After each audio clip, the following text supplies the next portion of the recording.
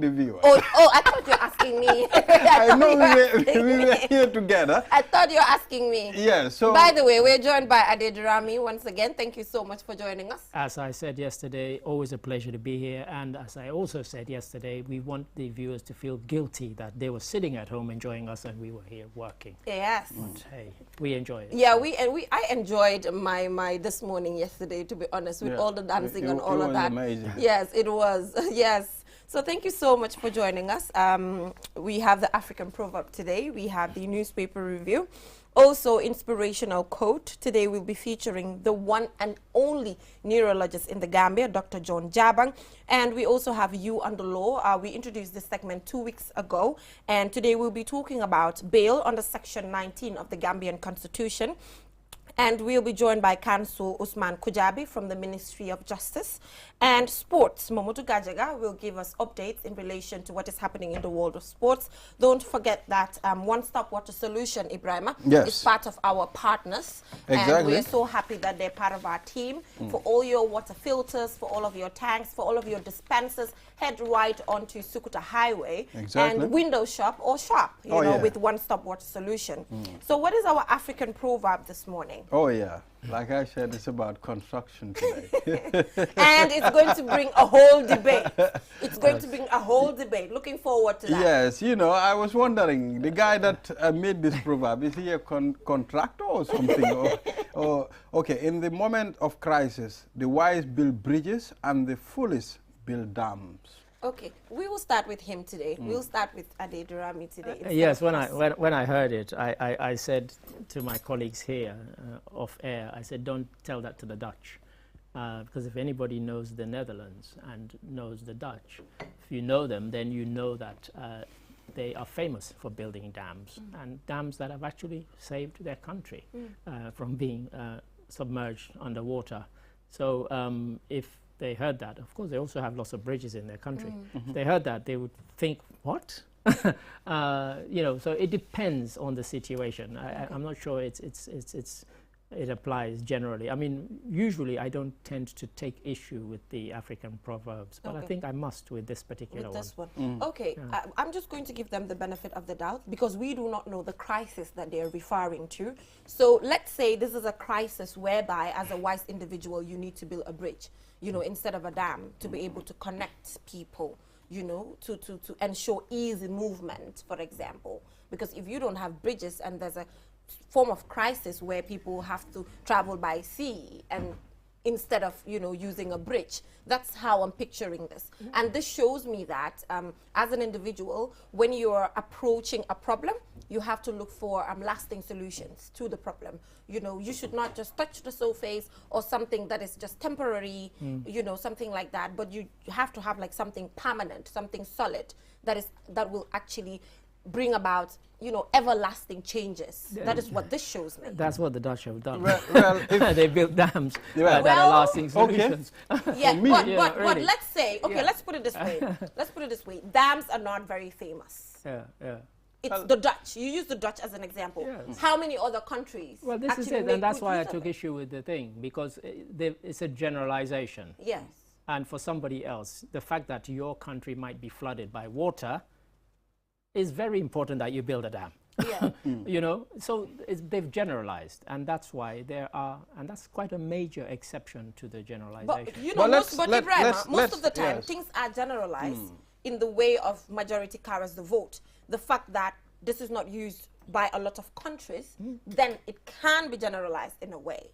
I think probably the person. Well, for me, when you look at dams in another way, I think bridges are more advantageous than dams. But also depends on the situation. It depends on the situation. Yeah. In this situation, they're talking about crisis. Yes. If the crisis is that the sea might consume your country, as it might one day threaten the Gambia, trust me, dams will be more important to the Gambia than bridges, because we are almost below sea level. In some dams would be more important to us than bridges. Yeah. Trust me. So no, even not just in the Netherlands, but here too. Yeah. You know, so no. I mean, I will continue to take issue with that. You do not agree to this Totally proverb. not. Yeah. Anyway, you mean this proverb is nonsense?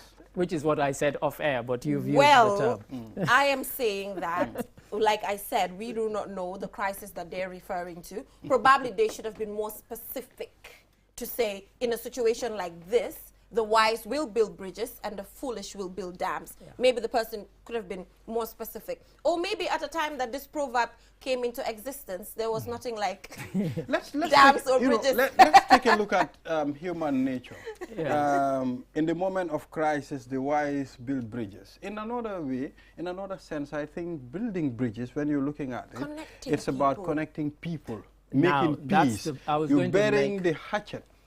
That's the point I was going to make, that the only concession I would give them is that if you're talking metaphorically rather than straightforward, actually figuratively and realistically, because building bridges between people rather than putting up barriers between you and other people. Well, this bridges, then it involves, we know dams is like going downwards, going downwards, you know, and bridges. It's just dam straight away. A dam, literally, if I put a dam up against you two, it's like I put a barrier between me and you. Like putting a dam is, you know, a barrier between the sea and the land. Yeah. You know, so if you're talking about in human terms, in human relationships, then building bridges is blocking. That's why I'm saying maybe Mr. Ade here is too harsh on the I was taking them in their literal sense. I was deliberately being provocative because I think if you take it in the literal sense, then yes. But if you take it metaphorically, then yes, you know, it's better to build bridges. To build relationship, make peace. Yeah, than having barriers and all than barriers. Exactly. Of course. All right. You know? Anyway, I love proverbs like this, whereby it makes us think. It makes you think. Yeah. It makes you think, you know, it makes you go beyond just the normal proverb where it's quite direct and you just come and interpret it and go, you know. So that was our African proverb. So we will go for a short commercial break, and when we come back, we will head right on to our newspaper review. Do stay tuned. To make sure your company's products and services reach your potential customers, it is essential that you choose the right channel for your marketing purposes. QTV has the widest reach locally and beyond, and we can give your business the visibility it needs. Call QTV Marketing on +220 324 4444 or email us at marketing@qtv.gm and take your business to the world.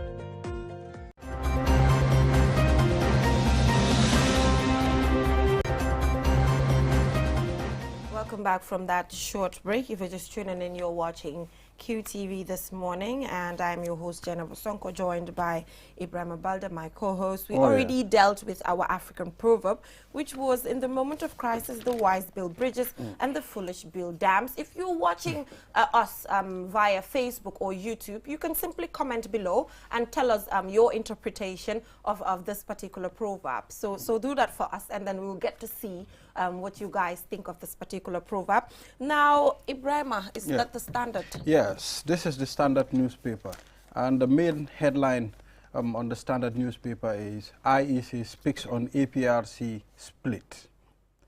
Of course, disputed former anti-crime land to host a luxury hotel. Question mark. Yes. Students withdrawn from Bilal boarding after deadly fire killed 6. Well, they said the number is 7 now. We were told 7. Yeah. Yes.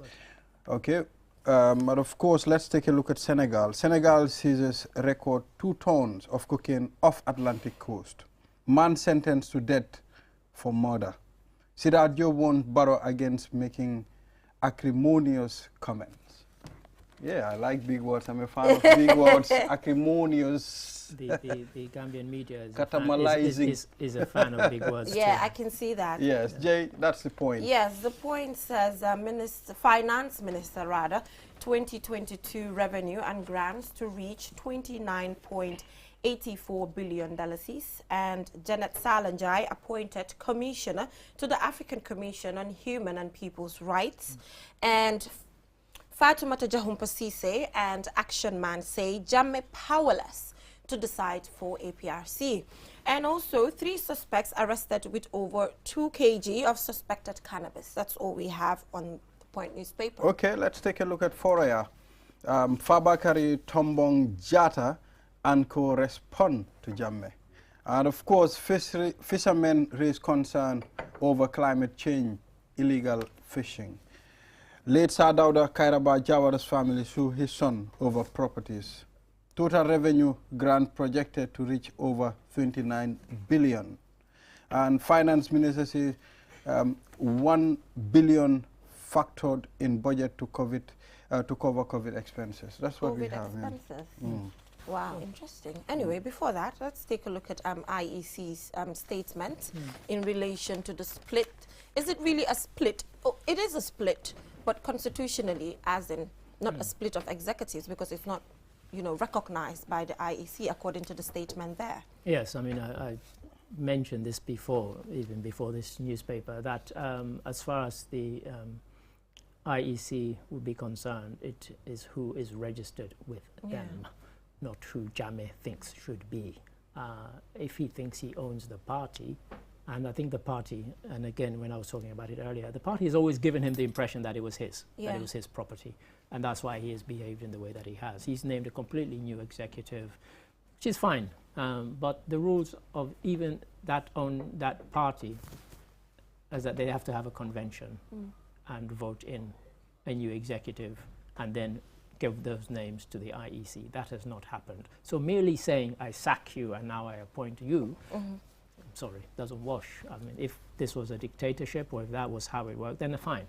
But it's not. The rules are the rules, and you cannot just remove them. And so the IEC have said, as far as they're concerned, Fabakary Tombong Jatta and the others who are registered with them are the rightful people for the until the party decides otherwise. Yeah. Well, it will still be very difficult because already former President Yahya Jammeh have already the party is already split in the middle. Well, yes, the fact that he's named 10 people, I think it was. I was trying to count how many because I was reading through the names. And those people apparently have accepted that he's appointed them, then obviously that is a split. But I think we knew that. The minute the alliance was announced, we were told that some people in the party were not happy. And it's one of these things you have to talk about. You can't pretend it's not happened. It's one of the biggest stories in the country. You know, to pretend it's not happened is silly, and it's front page of how many newspapers, and it will be for a long time because it matters because elections are imminent, and you need to know that there is one party, and their members, their executive, are registered with the IEC, and the IEC has now come out and said, and I'm glad that they did because there'd been debate. About, you know, what does this mean? But I think that settles it until the party votes them out. They are. Yeah, and to further strengthen this, we have Fatoumata Jahumpa Cissé as well as Action Man saying that Jammeh is powerless to decide for APRC. But were you expecting this particular statement from these individuals? Were you expecting Fabakary Tombong Jatta and co. to not align with Yahya Jammeh? Is this a surprise to you, considering the fact that you just mentioned for so many years they made him believe that he owns this party? You know, I'm sure Fabakary Tombong Jatta will forgive me for saying this, but he and I have sat together and discussed this. And at that time, and following that conversation, if you had told me that he would ever break away or split from Jammeh, I would have said that's rubbish. He was very much Jammeh's man. He tried to defend Jammeh's 22 years to me. You know, so it is a surprise. But I think they're being realistic. They're being pragmatic. You know, life has to go on. The party can't be held hostage to one man and one man's fate. The fact that he's now in Equatorial Guinea, whether he can or cannot come back, should not mean the you know, party stands still as, you know, sort of a rabbit in the headlights waiting to be hit. They have to move on with life, and in a way they have to move on with life without him, and those who are still supporting him, they need to get real. He's not coming back anytime soon. Well, most people are taken by surprise that Jammeh did not approve the alliance with NPP, because people were thinking that's going to favor former President Yahya Jammeh, and yet he took another tone. Yes, because I watched live when the announcement was made. And, you know, Fabakary Tombong Jatta, when he listed the 11 or 13 things that he mentioned, included, you know, that they would get ministerial posts, he said, including the return of Babili Mansa to this country, you know, in his own words. So they've always felt that that was part of the agreement. And so people always felt that Jammeh must have given his approval. And again, I say, because the party had always given the impression that it was Jammeh's property, people couldn't conceive that they could make such a deal without going through him or his approval. That's the problem here. You know, after hearing these words from Jammeh, I said to myself, at the initial stage, was there not any agreement between Jammeh, Fabakary Tombong Analyzing Jatta, this, I don't think Fabakary Tombong Jatta and co will make a decision without engaging him, considering the fact that one of the biggest elements of this alliance was the fact that Babili Mansa has to come home. Yes, maybe at some point Jammeh realized, okay, this thing is not going to be on my own favor, so let me move to another plan B. We can't judge that. I think we're guessing. We're guessing. And I think at some point this week they've got a press conference arranged where they claim they're going to explain everything and clear the air. Yeah, so we might have to leave it to that. Yeah. So when that presser comes, then we'll be able to know if this was discussed with him prior or not. I don't know if you're following the budget estimates for revenue and expenditure for 2022. I'm a news editor. Of course I have to. Yes, it is expected because the total revenue grants projected to reach over 29 billion, and there's also, Finance Minister says, 1 billion factored in budget to cover COVID-19 expenses as well.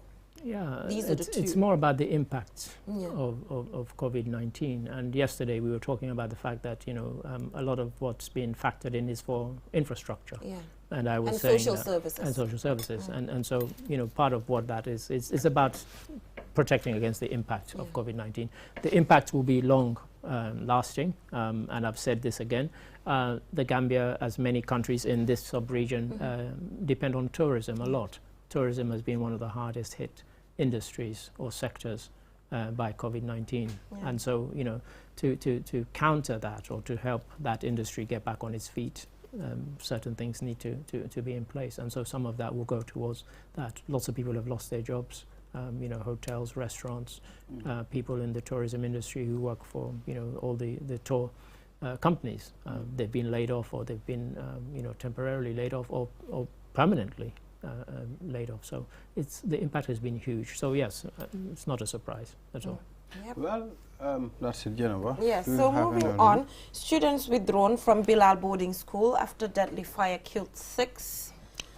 I think that's inevitable. And CPA, the Gambia Child Protection Alliance as well, has called for the closure of the school pending investigation. Yeah, we don't want to prejudice anything, but also UNESCO have issued a statement.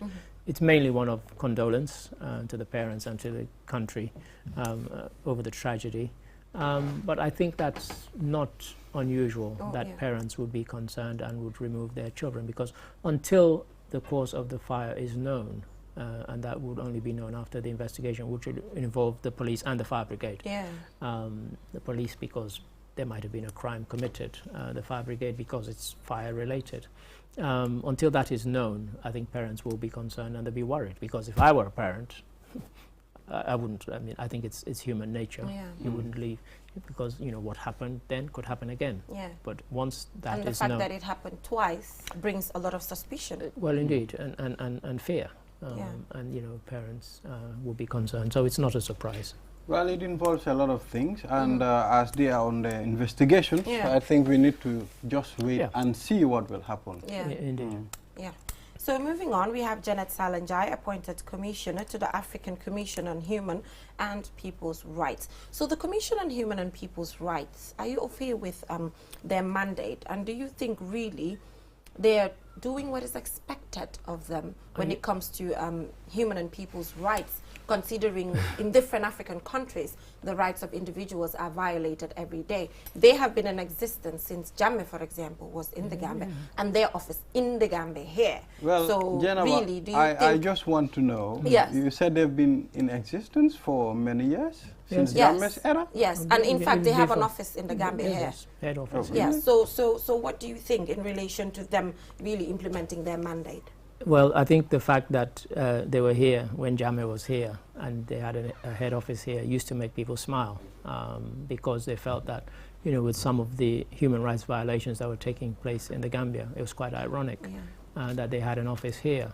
I think the thing is, it's not an organization that has powers to punish countries, and as you rightly say, there are lots of violations that happen in countries that go unpunished. Yeah. But I think we still need that, because at some point down the line, I think we have to respect human rights, not just talk about it. And what they try to do is actually tell governments to actually respect people's human rights and stick to all these conventions that they've signed about respecting people's human rights, because we're very good at passing laws or signing bills into law, but never about the enforcement. And part of what they try to do is hold people to account and say, you've signed up to this, live up to it.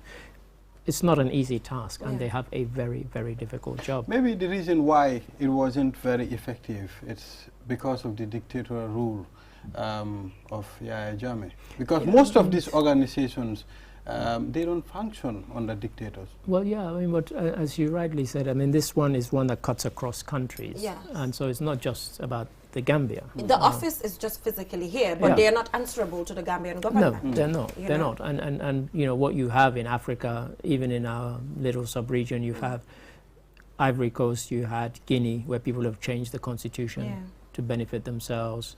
And that's why, when Madabio went to visit Guinea last week, some people were criticizing him because ECOWAS sanctioned him and saying, we don't approve of Doumbouya and his coup d'etat. And Madabio is saying, look, this is about being realistic, living in the real world. We share a border with Guinea. There's a lot of interaction and cross-border trade. I can't just pretend Guinea's not there. And ECOWAS, they're a joke. And so Madabio has gone ahead, and as Doumbouya himself said, how dare you sanction me when all these people fiddle with their constitutions and you say nothing? And we stage a coup that is a popular coup against somebody who did exactly that. He tampered with the constitution for his own benefit, and you didn't sanction him for that, but you sanction us for overthrowing him. He's told them to just go to hell. Mr. Ade, let's be realistic here. Coup d'etat, they are illegal. We all understand. But changing the constitution for a third term, is it not a coup d'etat? It is a kind of, it's a different type of coup d'etat. It's a professional coup d'etat. 100% agree with you on that. It's a different type of coup d'etat. You haven't done it with force of arms, but you've done it in another way. You bribe judges and so on. And in fact, Doumbouya has arrested some of the judges who allowed the constitutional change to happen in Guinea, and saying you acted illegally. You should not have allowed it to happen. And those people are now behind bars. What will happen to them, we don't know. But it's another kind of coup d'etat. Yeah, but I just hope Doumbouya, will stick to his promise. For me, that's my problem. Most of them never do, most of them never. They just come with all of these instruments to try to fight all of these things, and at the end of the day, they become the next dictator. Yeah. So, that is why I'm not a fan of coup d'etats. It's a no-no for me, even if you're doing it for a good reason. I think sometimes in Africa, we the populates, we are the ones that mold our own dictators. At the end of the time, when a person is in power, you understand, instead that person doing it for you, you are doing it for that person. Yes, I used to say, I wrote an article once, I said Africa is the only continent where we have praise singing. The minute somebody becomes a leader, everybody's telling you how wonderful you are. You don't get it in Europe. I mean, you go to an American business, you don't see a picture of the president there. Only in Africa you get that nonsense where you see the president's picture everywhere. Why? This is somebody who's elected, and if they get kicked out, somebody else will come in. You're going to do, you then change and put that person's picture. But interestingly, right now in Sudan, as we speak, probably this very second, people have taken to the streets saying they want the military to stage a coup d'etat. Which is bizarre, but it's a fact. I mean, I'm not making this up. Right now in Sudan. Interesting. Yeah. So anyway, it's quite this coup d'etat issue is very confusing sometimes. I just hope that other countries can use Gambia as an example. I know when Jammeh was here, at some point we were able to use social media and other forms of campaign to actually kick him out. I think the only way we can discourage this coup d'etat thing is Africans should learn. We should learn. Our leaders should be there. I mean, to guide us, not to use us. You don't expect our leaders to guide us in relation to these things. If you look they across, won't do that. No, if you look across the continent, we are the only continent, probably, where you've got leaders who've been in power for 40 years. You take a country like Cameroon. Cameroon became independent in 1960. So in 61 years, they've had 3 presidents only. Equatorial Guinea. Current one's been there 4 years, 30. Equatorial Guinea. It's another example. Had 2. Yeah. Oh, Yeah, so thank you so much, Adedrame. I'm afraid we might have to let you go now due to time, but looking forward to another conversation with you. So we will go for a short commercial break, and coming up next, we have the inspirational stories. We'll be joined by Dr. John Jabang, the one and only neurologist in the Gambia. So he will take us through his journey, how he's able to push to be the first neurologist in the Gambia, and how he's also working towards grooming others to follow his footsteps. So we'll be right back with that. Looking for the fastest and easiest way to receive money transfers from abroad? Well, Q Money and RIA just made it happen. Now you can receive international money transfer from RIA directly into your Q Money account with no additional cost. Once you receive an SMS alert about your transfer, walk into any Q Money agent across the country to receive your payment for free, or use the money immediately to buy credit, Q Power, and other Q Money services. It's fast, safe, and convenient. For more info, call customer care on 133. Q Money, Sinu Calpe. Terms and conditions apply. Your favorite mobile service has done it again. Now you can buy cash power with your Q Money account free of charge. Yes, you heard me right. For free. Nothing is cheaper than free. So start buying your cash power from the comfort of your homes with unbeatable services Q Money has to offer. With Q Money, life is easy. Visit your nearest Q Money agent to cash in or call customer care on 133 for more information. Don't forget to wash your hands with soap after handling cash. Stay home, stay clean, stay safe. Q Money, Sinu Calpe. We innovate, others follow. Money, the biggest mobile money service in the Gambia, has taken mobile banking to the next level. Now, you can link your Q Money wallet with your bank account. Yes, link your Ajib or EcoBank accounts with your Q Money wallet and get instant access to your cash anytime. No need to queue at the bank anymore. Transfer funds from your bank account to your wallet or your wallet to your bank account using Q Money Bank Link is the fastest, most secure, and convenient way to transfer funds between your wallet and bank account. For more information, call our customer care on 133. Q Money, Sinu Calpe. Terms and conditions apply.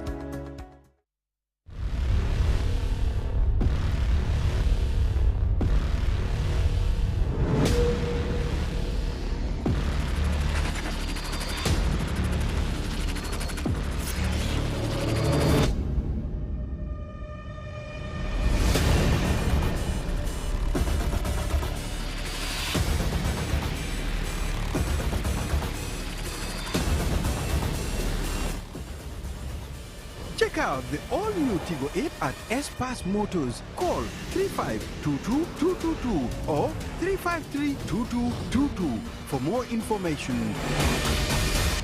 Sherry.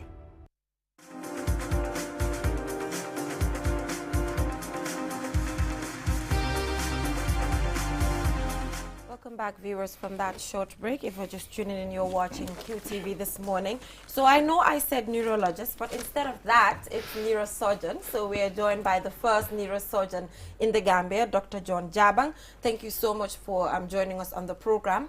Thank you so much, Jennifer, and thank you. It's this morning. This morning, Yes. yes. Thank you this morning. It's Yes. good to have you here, doctor. Yeah, Thank you so so we much. have this inspirational stories just Right. to make sure that we inspire that individual down there, far down there, who wants to be in your position and needs the steps that you took to be able to reach there as the only neurosurgeon in the Gambia. So first of all, take us through your education while you were younger.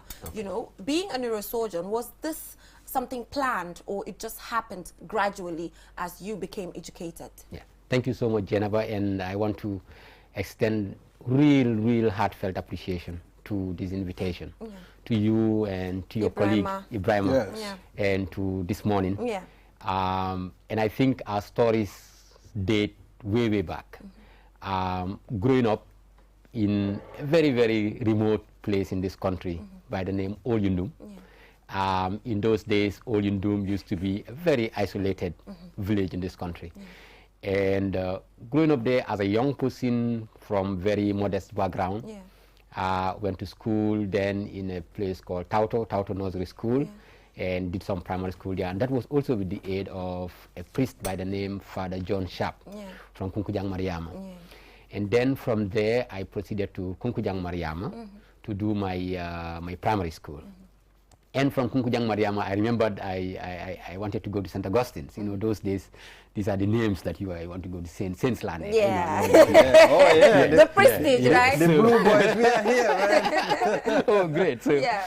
so you know, Father Sharp in his wisdom was like, okay, who is going to take you to St. Augustine's? Do you have anybody that you're going to stay with to be going to Banjul? He said, no, John, you're not going to St. Augustine's. I'm going to send you all the way to Buyam.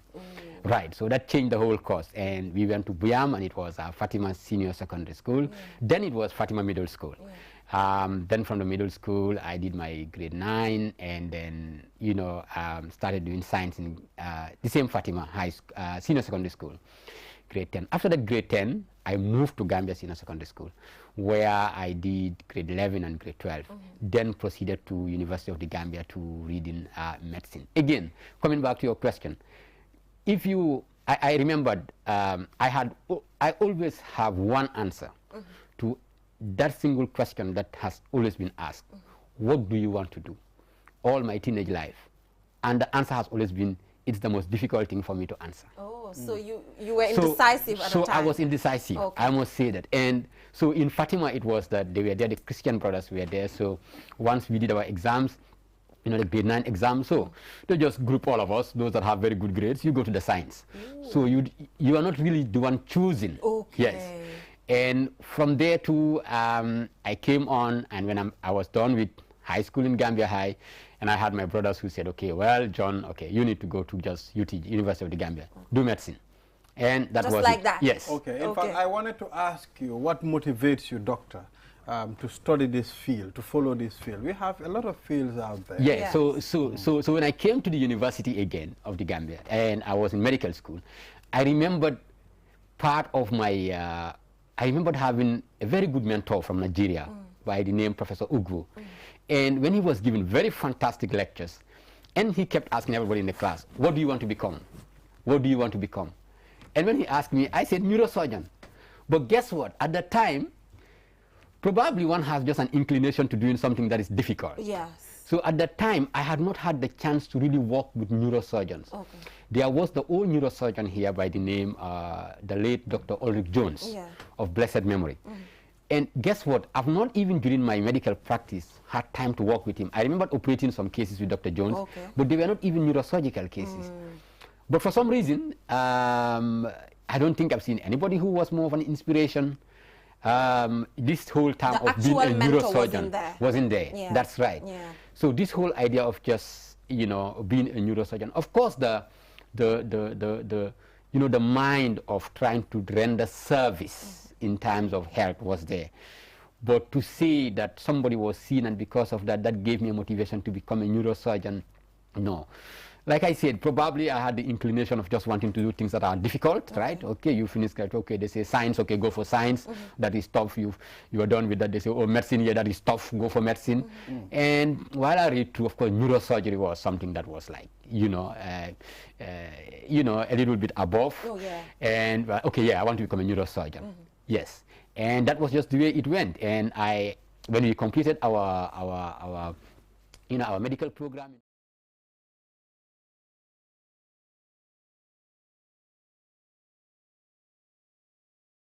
Medical and Dental Council will finally give you a license. When that happened, while that was happening, I was lucky to have a professor called Professor Yusufa Saho, who came from Dakar to examine my genius. And during that process, we who were the doctors were there helping them invigilate, you know, organize the place for them. And I was made to understand that this is Professor Saho.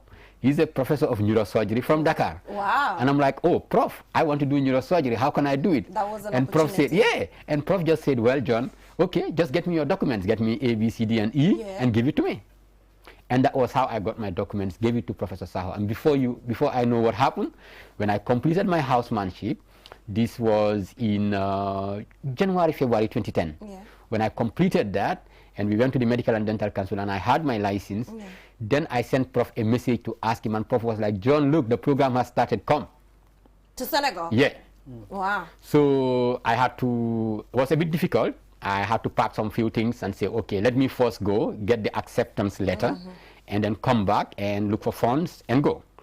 And I went there, then I met Professor Badian, who has retired now. In fact, we will be going to Dakar on the 30th for his retirement party. Yeah. Very, very great man that have contributed a lot in Africa. And Prof. Badian met me and gave me my acceptance letter and told me what are the conditions.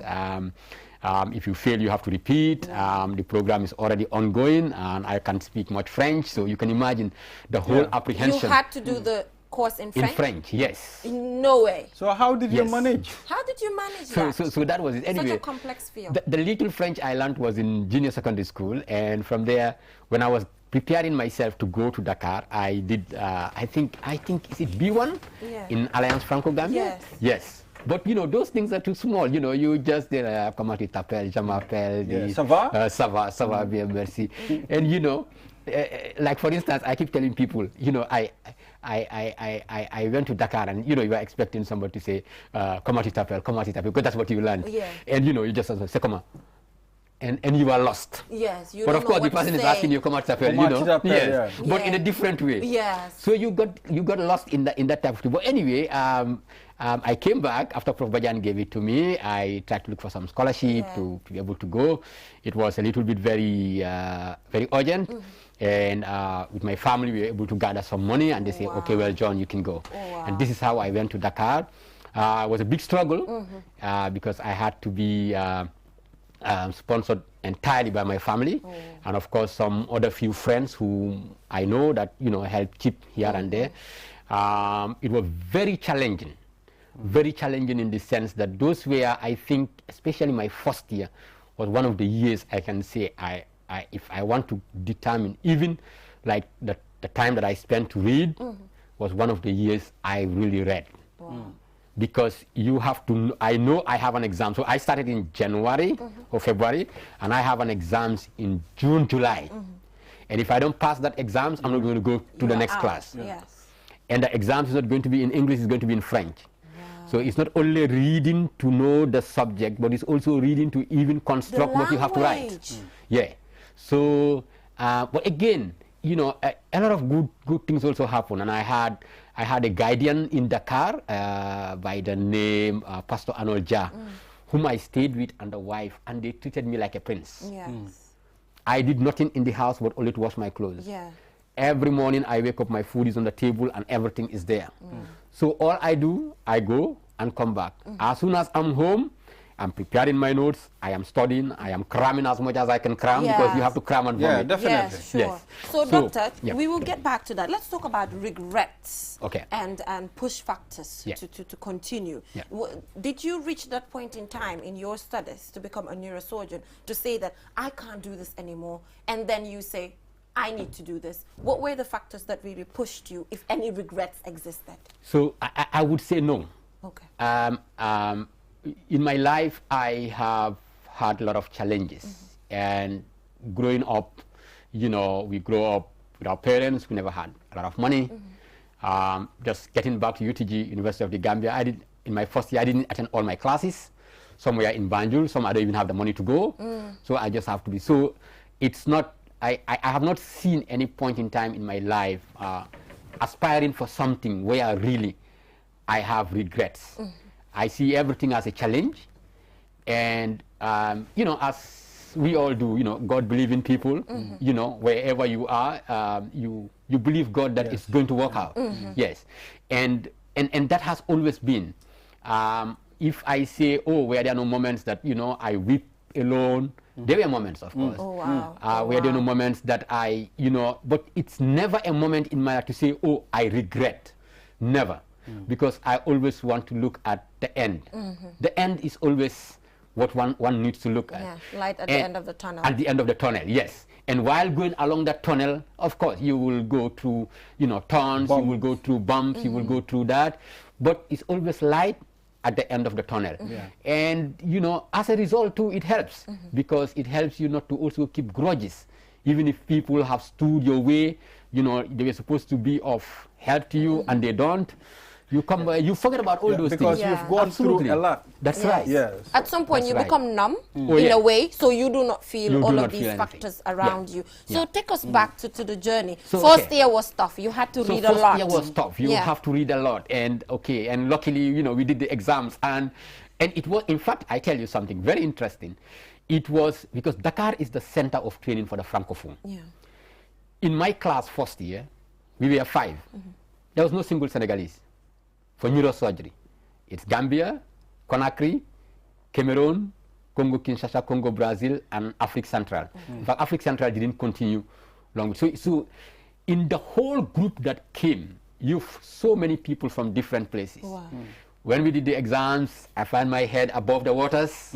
Yes, thank God. Yes, that was and you know, you just said, I mean, Guinea was there and other countries. yes. And if you can see, most of those countries are very good at French. Oh yeah, they are Francophone. They were So an edge above you. it was very challenging. Oh yes, very, very, very challenging.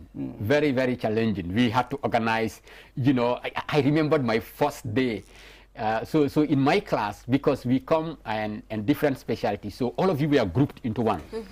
And that was the first year also that started. Ideally, in Dakar, they do what we call, the certification was CES instead of DES. So the CES was a 4-year program. So you go, you do your 4 years in neurosurgery, or somebody wants to do cardiology, you do his 4 years in cardiology, somebody wants to do that, 4 years, you're done. Then there is this integration between the Francophone and the Anglophone. And because of that integration, they say, okay, you know what, we will add 1 year to you. And that 1 year, you will do different other rotation before you finally come to your area of specialty. So that was called the tronc commun in French, or the common trunk. So the common trunk, you find all of us there. When we sit down in the hall for exam, the hall is full. And these are big halls. So we all come together, you know, to study. So it was not even something in neurosurgery. So you need to go general surgery. You have lectures in that, ophthalmology lectures, gynecology lectures. So all these lectures, everybody comes and give you exams on them. And when we went through and we found our heads above the waters, thank God, we move on to the next stage. Then we came to the second year where we are now in neurosurgery. And there we are now introduced to what is called even neurology. So basically neurology and neurosurgery, the difference is just that in neurosurgery, they all work on diseases of the nervous system. Okay, but those that we operate, the neurosurgeons do, and those that people don't really operate is the neurologists that do that. That's the slim thing. So again, we went on to that. The second year was still very tough. A whole lot of reading, a whole lot of studies. Exams done. Thank God we got our heads above the waters. We went to the third year, and the same thing also happened to the fourth year. And then in the fifth year, in the fourth year, I had to come back to Banjul to do what they call rural posting. So you've learned quite a lot. You are there with your bosses. They want to send you to some place, and you go and work. And when I came, we were able to do a lot of work here from where I got my thesis. And then I went back, and the fifth year was just writing my thesis and operating. And when I was done with my fifth year, I had my thesis, I defended my thesis, and then I came back as a neurosurgeon. And this was in, say, around, so I defended my thesis in February 2015. And I started work here around June 2015 to 2016. Wow, that is First amazing. Inspiring. Yeah, so let's talk about the confidence that people have in the Gambian health sector, especially neurosurgery, because we know this is completely new to the Gambia. This is something that people would travel far and wide to seek for treatment. So how are you working on building the confidence of the ordinary Gambian to have trust in relation to some of the things that they're going through, to have trust in the system, to go and have you conduct such operations on them, for instance? Yes, so even I mean, to further broaden that, there is a lot of money that is spent on neurosurgical cases, because you have a lot of them. So I give you, for instance, you will know of what we call hydrocephalus, especially in kids, you know, that are born and they have big heads getting bigger and all that. And the ministry spend a lot of money to try to get these people go abroad for treatment. But now these are surgeries that we also do, as they will be done anywhere. And if you go look at our operation list, you will find a whole number of cases that we do. And success stories? Of course, success Amazing. stories. Yes. Okay. So in terms of confidence, yes. Again, do we do everything in neurosurgery? No. And it is simple. You can't. It's very difficult for you to exhaust a specialty, and even because of that, you have to do a subspecialty. And I'll come to that, which is my second phase, you know, or third phase, or fourth phase in my career. so many other disease conditions, disease of the spine. Now we are doing them. You know, a lot of things have changed. Those days, in fact, we don't have what we call implants. These are instruments. So if somebody has a fracture in the spine, you need certain implants to fix them. Those days, we never had those implants. And sometimes when we see patients, we send them to Dakar. But then with certain people who came to our aid, we say, okay, you know what, get these implants so that people can get them. Those people are able to get those implants. And today, we no longer send those people again to go. So yes, are there still some areas in neurosurgery that we send abroad? Oh, yes. Because we still need more capacity. There are still some fields in neurosurgery that we cannot be able to do. Yes, and so those fields we are very happy to work with people to send them to the appropriate places so that they can be able to have treatment. You talked about capacity. What are you doing now, considering the fact that you're the only neurosurgeon in the Gambia? If it stops there, I'm afraid you are not successful. I'm not. It has to go beyond. Don't even be afraid, So Jennifer. what are you doing? Jennifer, just be right. Yes. I'm not successful. Yes. And you know what I have seen, and let's say this point, that's one difference Dakar has. I must say it out. Why? Because I met with so many people from different parts of the world.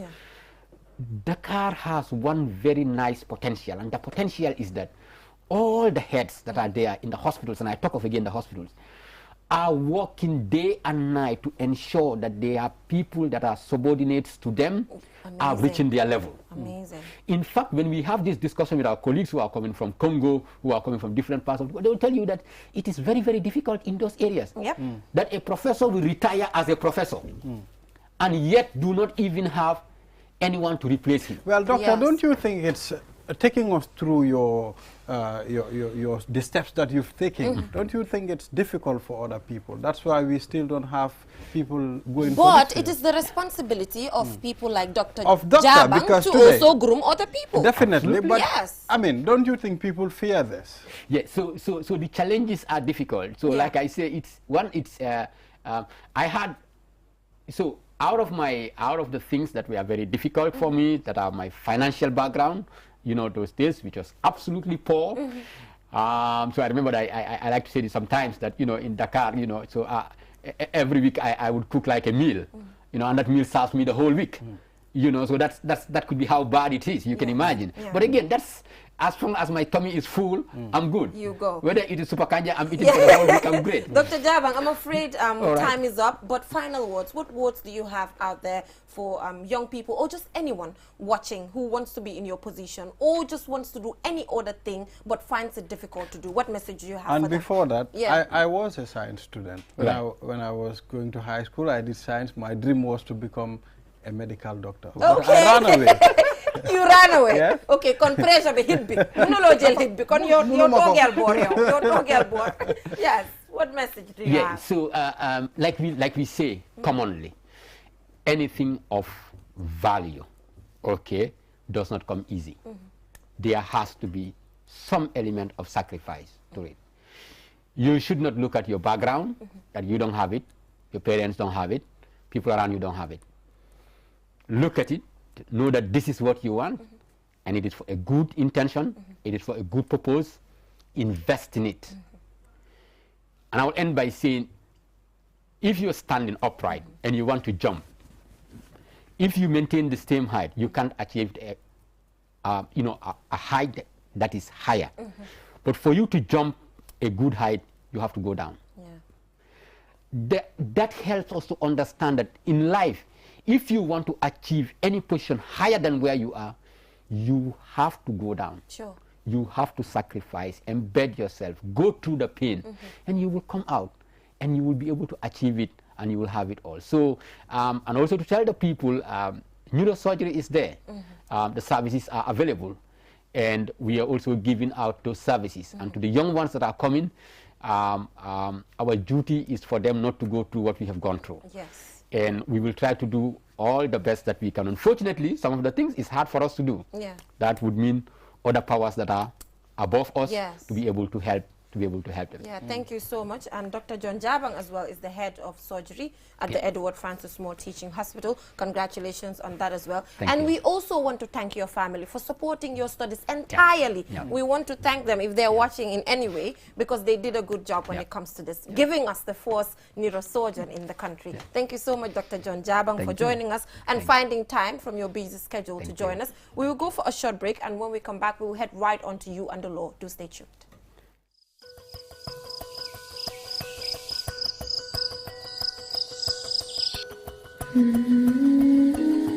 Light. From the beginning of time, light has been there. It is integral to our survival and to our way of living. We need light to work, To build, to grow things, and even to see our loved ones. light makes things easier and better. So QCell has changed the way you buy Q-Power to make it easier and more accessible. You can now access the same service quickly and get your cash power tokens instantly with the new QCell Q-Power code. To light up your world, simply dial *363#. With the touch of your fingers, With ease and convenience from the comfort of your home or office, you can bring light into your world instantly with *363#. Q-Power, lighting your world. QCell Sunyabus. We innovate, others follow. Step into the future of television with sleek and slim design Samsung Smart TVs, ranging in size from 32 to 75 inches and in different technology. Smart LED, Crystal UHD, Ultra High Definition, and QLED Quantum Dot LED. Get new ways of interacting with your TV as our TVs offer an unparalleled vision adventure from the comfort of your living room. Ultra viewing angle, powerful picture quality, web browser, gallery, EarthNet LAN, wireless LAN built-in, Bluetooth, screen mirroring technology, mobile on TV mirroring, built-in voice assistance, Wi-Fi direct. Not only that, our TVs are backed with 12 months warranty, and we are currently on a promotion. Contact us on 333-3217. With so many things to do in a single day, it's important to have a network you can trust. When there's family and friends to connect with and business calls to make, you need a network that is reliable and fast. Talk longer, browse faster, go farther, and roam wider. When your network is solid, the world is your oyster. QCell, your trusted network in the Gambia.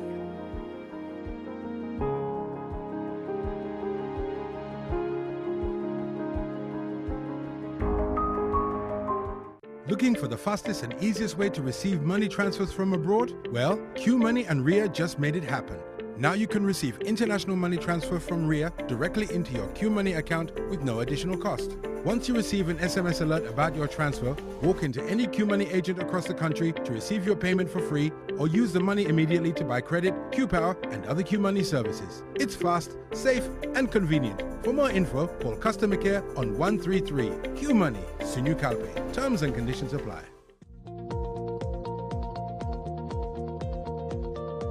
To make sure your company's products and services reach your potential customers, it is essential that you choose the right channel for your marketing purposes. QTV has the widest reach locally and beyond, and we can give your business the visibility it needs. Call QTV Marketing on +220 324 4444 or email us at marketing@qtv.gm and take your business to the world.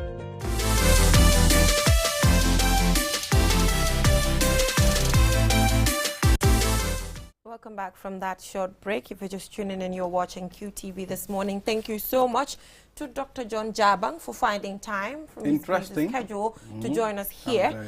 Yes, so now we'll be talking about You and the Law, and today we are dealing with bail under Section 19 of the Gambian Constitution. Ibrahim, You and the Law is a very interesting segment. Very interesting. It's important for people to know, as citizens, what you are supposed to do, your rights, and of course what the law says. It's very important. So that is why we are joined by Counsel Usman Kujabi from the Ministry of Justice. So Counsel, today you'll be educating us in relation to the processes when it comes to bail. And I know that the issue of bail arises at 3 points in the process of administration of justice in the Gambia. Can you just take us through these 3 points? Thank you very much, Jenewa, and I'm happy to be here. As you rightly mentioned, my name is Usman Kujabi. I work at the Ministry of Justice as a state counsel. And I'm here to discuss a very important topic that, of course, most of the people will be hearing in our communities, what is bail or what is bail. Before I go to give you the 3 stages in which bail can arise, it's important for me to give a legal definition of what is bail in the first place. Bail, as it is defined in law, is the procedure in which a person who has been arrested or detained is released on security for him or her to appear on a certain day and time as determined by the person or the authority that is that have already arrested this individual. The issue of bail, as you mentioned, arises in 3 stages. You have what you call a police bail. A police bail basically means where a person who is suspected of committing a crime or has already committed a crime is arrested by the police. In such an instance, the person should be released on bail on condition that he will appear in court or for further investigation. This is what we call police bail. That is the first type. You have the other one that is called the court bail. This is where a person who has already been arrested and arraigned before court is also granted bail pending the final determination of the trial. That is called court bail. The third type also is a court bail, but is always sometimes referred to as bail pending appeal. That is a person who has gone through the trial, has satisfied all the legal means until a stage that he has been found guilty and convicted. The person has an avenue to do what you call appeal the matter. So while you are on appeal, you are also entitled to be granted bail pending the determination of your appeal. But let me be quick to say, not all offenses are bailable. There are certain offenses as per section 99(1) of the Criminal Procedure Code, which specifically mention that if a person is charged with an offense in which the sentence is death or life imprisonment, you cannot be granted bail under any circumstance. Now, I'll come back. So aside, before you carry on, aside from life imprisonment and also sentence to death, is rape a bailable offense? I just want you to also make this clear before you leave, because I've been through people debating in relation to if rape is bailable or not. So is rape bailable? So now we look at, to start with, it's not bailable as per our laws, because once the sentence is carried out, if someone is successfully found guilty of bail, of rape rather, your sentence will be life imprisonment. And we've seen precedents of that. I can give you the example of the ruling of the Court of Appeal in the case of Baukar Boketa versus the state, in which the accused person has been granted bail at the High Court. So my office, the Ministry of Justice, we proceed to appeal against his granting of bail, and it was overturned at the Court of Appeal that, bail is not grantable. It's not available to a person who is accused of rape. So that is a precedent and is an authority that one can rely on to state bail is obviously not available for a person who is accused of rape. Let's take a look at the procedure of bailing someone from the police level to the court level. If you're to bail a person, what are the steps? So I'll start with the police level. Like I said, with the exception of the convict of death or life imprisonment, all the other offenses can be bailable subject to certain conditions. So while the police are granting bail, we have to understand, again, I refer you back to section 19, which says every person have a right to what you call personal liberty. So if your liberty is to be curtailed, it has to do in accordance with the law. That is why once you are arrested, you are entitled to bail. Why? Again, under section 24 sub 3, it's telling you that you cannot be arbitrarily arrested. Again, you have what you call presumption of innocence. So if you are arrested, if you are charged, pending the determination of the court, you are still presumed innocent until proven guilty by the court. That is why the police, once you are arrested, again, the law provides within 72 hours for the police to investigate and bring that particular person before a court of law. If they cannot, after the 72-hour period, you are entitled to bail, depending on the circumstances of the offense. Yes. So if you are arrested within that period, the police are on the investigation, they can grant you bail. The procedure would be, the police officer in our jurisdiction, we call them the station officers. They are the person who are entitled to grant such an individual bail. It can be upon application by the accused person himself or herself, or through his or her families. These are the instances at the police level where bail can be granted. Okay, so before we move on to the court, when it comes to maybe what should be presented for a person to be bailed, what is used to determine this? Sometimes I hear people say, oh, he was bailed with $100,000, he bailed with $1 million, bailed with a house. So I want to know how this is determined. So this usually arises at court level. Okay, I'll go back to the police level. At the police level, you need not to give these figures that you are mentioning. You have to bring intangible security to ensure that this particular person will always make himself available when it is necessary or when the police needs that individual. So the person bailing him, that is where sometimes you hear you have to tender your national ID card or some sort of security to ensure that the person appears. At court level is where they attach all this security. Bail is set at a specific amount of figure. Bail is set, you have to bring in a landed property or stuff like that. This is to ensure that once the court needs the individual, he will always be present as the trial proceeds. So if you are not present as the trial proceeds, then the court can go after such securities and attach. Usually, I keep telling people, a family member is in court, a family member is detained, and we need someone to bail that individual. People need to be careful in that instance. Because I was about to ask you, what are the risks involved when it comes to bailing an individual? So once you do that, you are giving the court the security that when we need this individual, he will always appear as the trial proceeds. If for some reason the person does not appear in court, the court will go after the person that bailed him. So if you tender something as security, let's say a landed property, some sort of money, it will be forfeited to the state if you cannot present the accused person. Have we had cases of such before? Yes, of course. We have similar cases. I had a personal experience where someone has been granted bail and he has absconded, otherwise called jumped bail. And then the person that bailed him has to be brought before a court to show cause as to why this person that you've already taken security to be present in court has not been present. Okay. So State Council, we will just go for a short commercial break now, and we'll be back. I know when we come back, then we'll head right onto court bail. I think we've dealt with police bail quite enough. So we'll go for a short break, and when we come back, we'll head right onto procedures when it comes to court bail. Do stay tuned.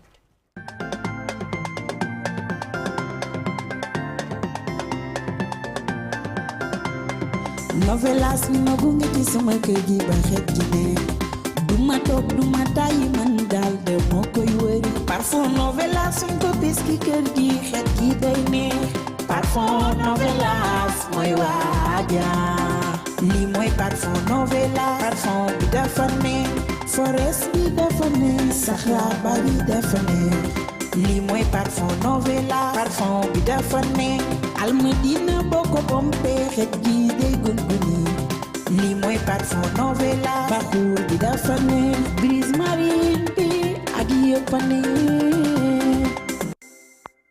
ak novelas feppay xeñ neex. Your favorite mobile service has done it again. Now you can buy cash power with your Q Money account free of charge. Yes, you heard me right. For free. Nothing is cheaper than free. So start buying your cash power from the comfort of your homes with unbeatable services Q Money has to offer. With Q Money, life is easy. Visit your nearest Q Money agent to cash in or call customer care on 133 for more information. Don't forget to wash your hands with soap after handling cash. Stay home, stay clean, stay safe. Q Money, Sunyu Kalpe. We innovate, others follow.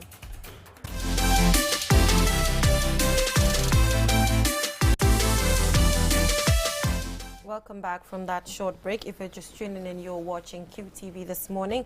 And right now we are discussing You and the Law. We're on the segment You and the Law. And we're joined by Counsel Usman Kujabi from the Ministry of Justice. And we are discussing bail under Section 19 of the Gambian Constitution. So if you're just tuning in, we've already discussed the term bail, you know, the procedures. We just talked about the procedures when it comes to police bail. So now, State Council, we're heading to court bail now, the procedures involved in that. Yes, thank you. So as I did mention, the police bail ends immediately the matter is brought before court. So what that means is, you know, anyone who is entitled to bail, your bail elapses once your case is brought before a court. So once you appear before the court, you need to make a first application, or rather, yourself or your counsel can make application to the court that the person has been granted a police bail, and you will urge the court to continue such condition. The court has that discretion to either to continue or deny the accused person the bail. Yes, that is the difference we have when it comes to police bail. For police bail, once the requirements are met, you have to grant bail. Based on the conditions within 72 hours, and the conditions have to be met that are laid down by the police. As at court level, you know, there are also certain instances in which the court will look at it to decide whether or not to grant bail, and some of those instances would have to, once you look at the nature of the offense. So like I mentioned, if this person is accused of let's say murder or raped, like you did mention, which carries a sentence of life or death, you know, you cannot grant bail even at the police level. So if the person appear before a court, they still cannot grant bail because of the nature of the offense. The court will look at that one. And then the second one is whether the accused person is a habitual offender. Because these are issues. You cannot unleash a person to the society who may be at risk to the community. So if the person is notorious of committing offenses, you know, the court may consider either to grant him bail or not. But we've seen instances as such here. Yes, I mean, well, we've seen all those sorts of which is why this program is important, because usually we see things happening out there. It's not necessarily what is in the books. So this is issues that, you know, but I will be quick also to say that bail is at the discretion of the court, provided that you've given certain consideration, which they will have to exercise that discretion judicially and judiciously, you know, wisely, and of course with certain conditions that have to be met. So when you look at the nature of the offense. Let me take you back a little. The police bail, once it gets to the court, the police, they have no right anymore for that person to be bailed. You have to apply for a new bail from the court. So the issue is here is, if the person has counsel or he is appearing on his own, you make an application before the court that this person is under police bail, and in such instance we are urging this court to continue the bail of the accused person. So the court can decide to continue with the person's bail at the police lane, but then it would no longer be referred to as police bail, because the person has already appeared before a court. His bail has been decided by the court. So it's a court bail, not a police bail. Okay. Yes. Interesting, Janaba. It's good to know. Is there any instance where a person is supposed to be bailed, but nobody turns out to bail this individual? Yeah, so bail has to do with requirements. You don't just release the individual like that. Like she did mention, you have to bring in certain security. So if you fulfill those securities, obviously you are entitled to be granted bail after a court has given its decision whether or not to bail you. So if you are unable to provide those securities as provided by the court, of course, the court in doing so will have to give reasonable securities, something that can the accused person can afford. Of course, in consideration of the nature of the offense that is being committed, then they will decide on the security. So, counsel, are there specific principles that are put in place governing the issue of bail? Like specifically, does that exist? Yeah. So, like I mentioned, you did mention of Section 19 of the Constitution. That is right to personal liberty. If your liberty is to be curtailed, it has to be done in accordance with the law.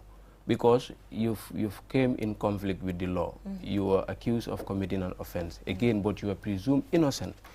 What would be the case of an individual who is being accused of an offense, and at the end of the trial, this offense is bailable, but throughout the trial, the person is incarceration, and then at the end of the case, he has been found innocent of such offense? That will be tantamount to an injustice, because all along he is entitled to bail. He could have been granted bail, and so the trial will go, because usually some of these trials takes time, considering the nature and the technicalities involved.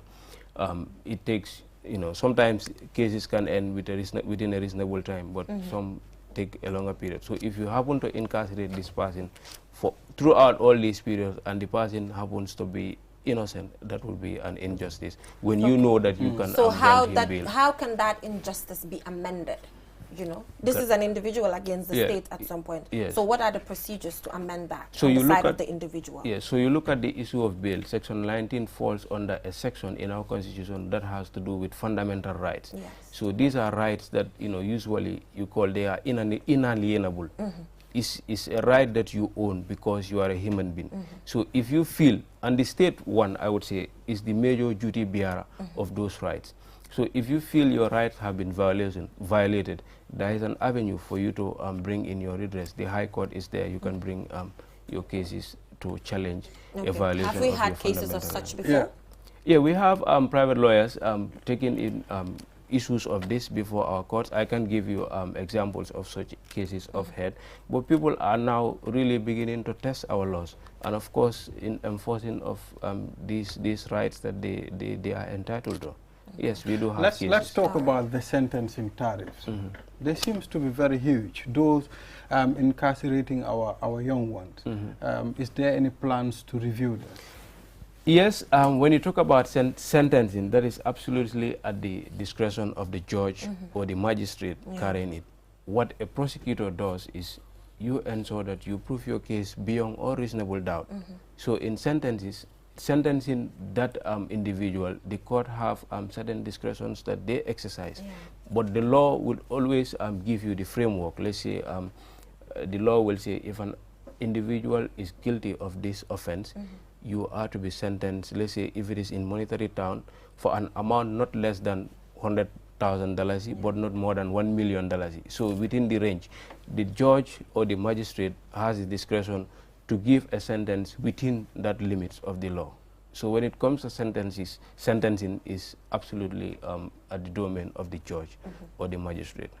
Oh, well, interesting, gentlemen. Yes, like you mentioned, Council, the reason why we have this program is to make sure that people understand their relationship with the law. And do you know this bail thing, if you bail someone and this individual happens to run, to abscond, to leave the country, what will happen next? So now, always, like I mentioned, once you bail someone at court level, you have what you call sureties.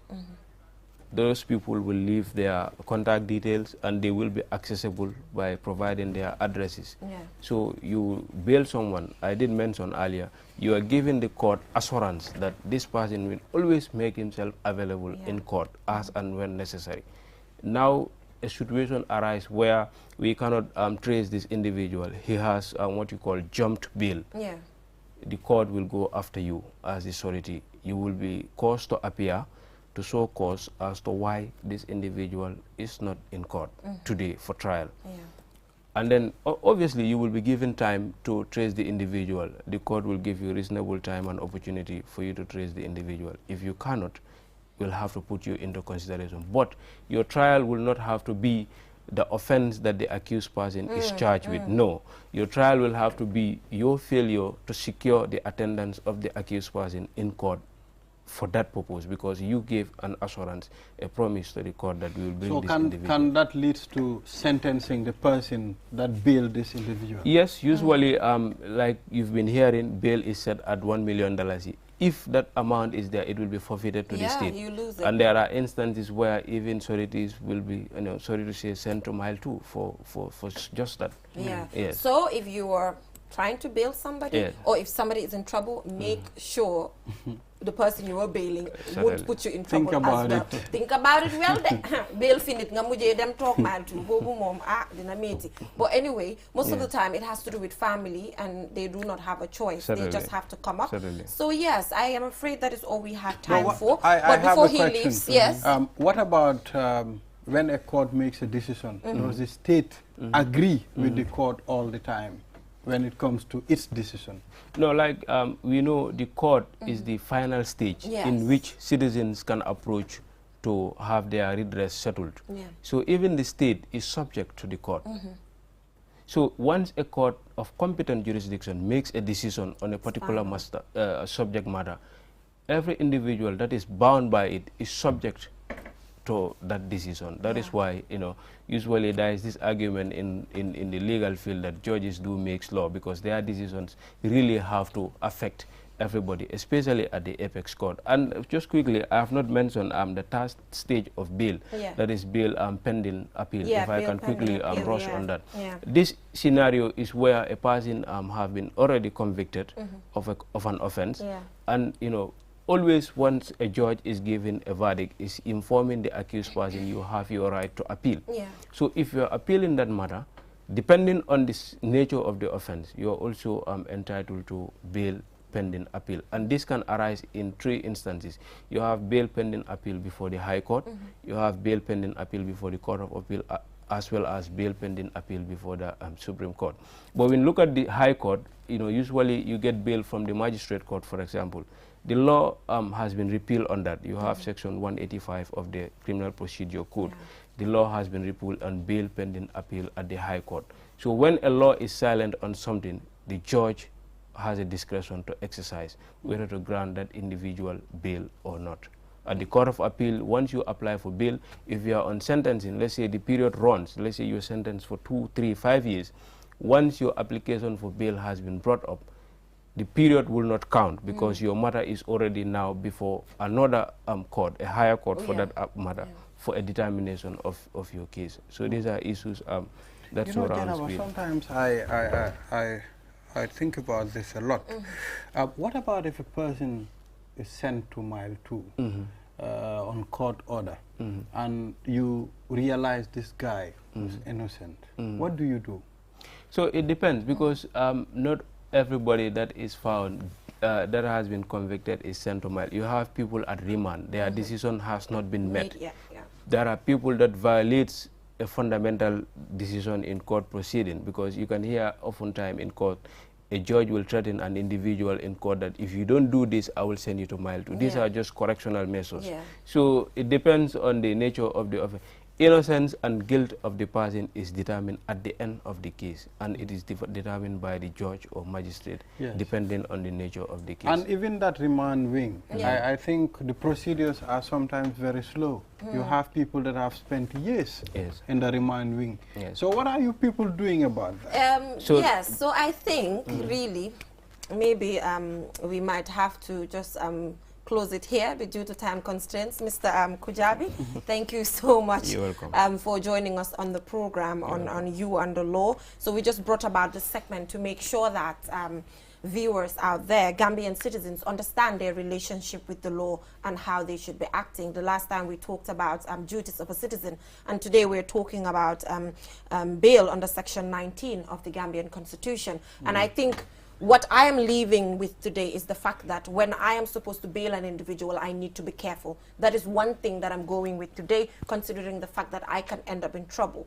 And today I know all the procedures as well that an individual should take. I won't say that I need to take, it's important for but you I would just say we all know the processes that we are supposed to take, and that is the reason why we have this segment. Thank you so much, State Counsel Usman Kujabi, for joining us from the Ministry of Justice. You're welcome. So Ibrahim, I'm afraid that is all we have time for. See you tomorrow. Yes, so and One Stop Water Solution, don't forget they're here along the Sukuta Highway. You know, take their numbers, contact them, do a window shop, or just go there and shop for your water filters, for your tanks, for your dispensers, and the list goes on. So till we come your way tomorrow with another exciting program, bye for now.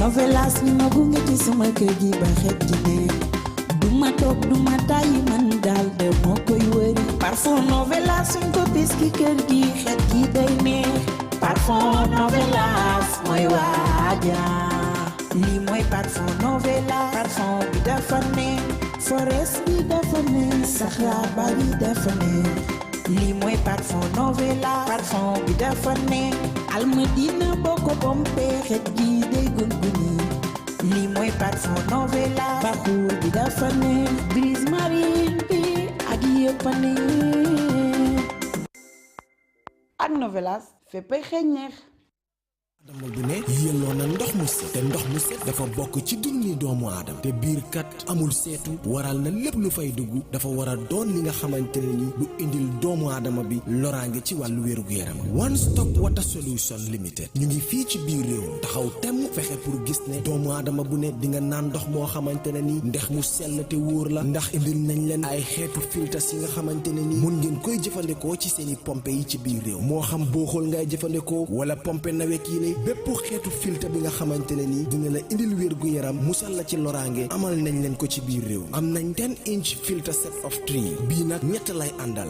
bu ci ne ak li muy liggéey bokk na ci 5 micron pp sediment filter bii nag mooy segg ndox mi ba mu set génne fa lépp li nga xamante ne nii warta ànd ak ndox moomu bala nga koy jëfandikoo gak granule carbon filter bii nag mooy segg génne lépp lu xeetoog chemical ak organique yi nga xamante ne ñoom ñoo nekk ci biir ndox mi sellal ndox mi ba waral mu soppi li nga xamante ne moom la ndox mi di saf mu soppi cafin gi def ko ndox mu sell te óor CTO block carbon filter bii nag du yem rek ci segg ndox mi sellal ko ba mu sell waaye nag daf koy yokk ay ngéneel yi nga xamante ne ni day baax ci wér gu yaramu doomu aadama bi dëgëral waaye tamit yàggal lool sa yuur wi am nañ tamit 12-inch filter set of 3 boobu it liggéey bu nu mel lay def ñetti filter yépp benn bu ne ak lu muy liggéey am nañ 10-inch post carbon 10-inch coconut carbon 75 GPD Pure 1 membrane bi amal nañ leen bépp xeetu water tank tàmbalee ko ci 500 litres 5000 ba ci 1000 litres ak plumbing fittings kon nag mbokk yi bu ngeen buggee naan ndex yu sell te wóor seeti leen One Stop Water Solution Limited suñu màkkaan bu mag baa nga foofa ca Sukuta Highway Mariama Kunda Johnson wala nga call ñu ci 505 5691 796 8272 One Stop Water Solution Limited ndox mu set mooy yàggal dund ni doomu